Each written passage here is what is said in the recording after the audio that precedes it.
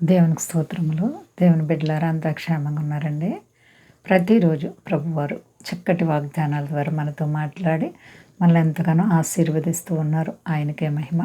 అంతా క్షేమంగా ఉన్నారండి. మన ప్రభు అయిన యేసుక్రీస్తు వారి యొక్క అపారమైన ప్రేమ మనలో ప్రతి ఒక్కరిని కూడా అన్ని వేళల్లో కాసి కాపాడుతూ ఉన్నందుకే ఆయనకు కోట్లాది స్తోత్రాలు. ఈరోజు దేవుని వాగ్దానం కీర్తనలు 23వ అధ్యాయము 6వ వచనం. నేను బ్రతుకు దినములన్నీయు కృపాక్షేమములే నా వెంట వచ్చును. చిరకాలము యెహోవా మందిరములో నేను నివాసము చేసేదను. దేవునికి స్తోత్రం. హల్లెలూయా. ఎంత గొప్ప వాగ్దానమో చూడండి అండి. దేవునితో మానవులు నడవలసినటువంటి జీవితం ఎంతవరకు మనం ఆయనతో నడవాలి. ఆయన ఎంత గొప్ప దేవుడు అండి. సర్వశక్తి కలిగిన దేవుడు, ప్రభావం కలిగిన దేవుడు, ఎంతైనా నమ్మదగిన దేవుడు. ఇలాంటి దేవునితో మనం ఎంతకాలం ఉండాలంటే చిరకాలము, నీ జీవితకాలం అంతా కూడా ఆయనతో నడవాలంటండి. ఏండి, మనం ఆయనతో నడిస్తే ఎంత ఆనందం, ఎంత సంతోషం. దేవునితో నడుస్తున్నావా ప్రియ దేవుని బిడ్డ? హానోకు దేవునితో స్నేహం చేసి దేవునితో నడుస్తూ పరలోకానికి వెళ్ళిపోయారు. ఆయన ఏకంగా ఎంత గొప్ప భాగ్యం. మరి ఇక్కడ కీర్తనకారుడు రాస్తూ అంటున్నారు, నేను బ్రతుకు దినములన్నీ కృపాక్షేమములు నా వెంట వచ్చును. ఎంతకాలం మనం బ్రతుకు దినములన్నీ కూడా కృపాక్షేమము మన వెంట వస్తుందంట. దేవుని మనం ఆశ్రయించటం వలన అండి. ఎంత అద్భుతమో చూడండి. యెహోవా మందిరములో నేను నివాసము చేసేదను. నివాసము, ఆయనతో మన జీవితాన్ని కట్టుకోవాలి, ఆయన బిడ్డలుగా నడుచుకోవాలి. ఏండి, ప్రార్థన అనుభవం మనకుందా?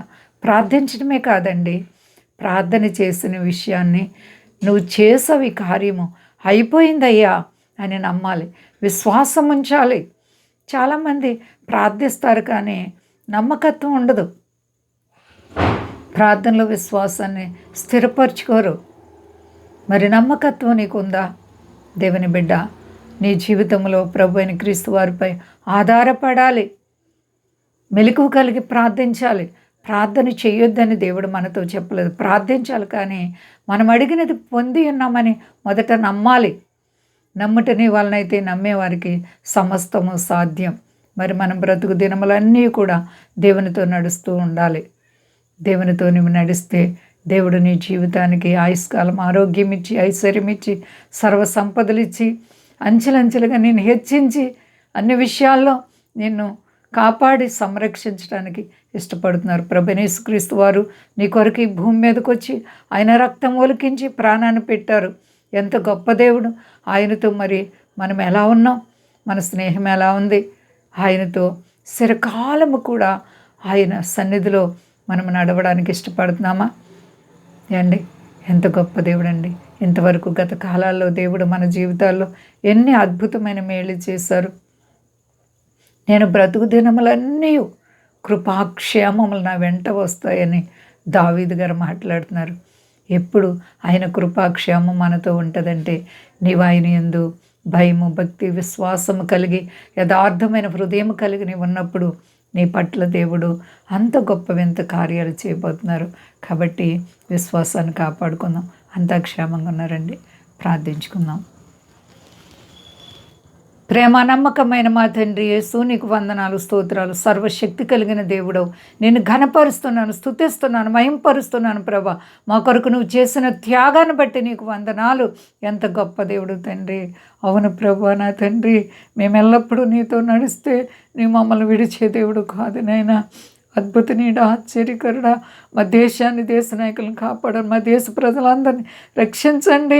మీ దాసులను కాపాడండి.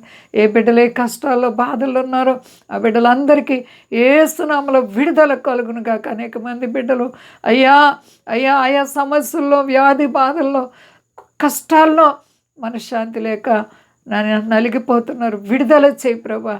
ఆశీర్వదించిన రోగులకు వైద్యుడు, పాపులకు రక్షకుడు, నీ కృప కాపుదల సర్వ ప్రజలకి, సర్వ ప్రపంచానికి దయచేయి. మహిమ పొంది శక్తి కలిసేనామని అడుగుతున్నాను తండ్రి. ఆమేన్. అందరికీ వందనాలండి. మా కొరకు పరిచయం కొరకు అందరూ ప్రార్థించండి.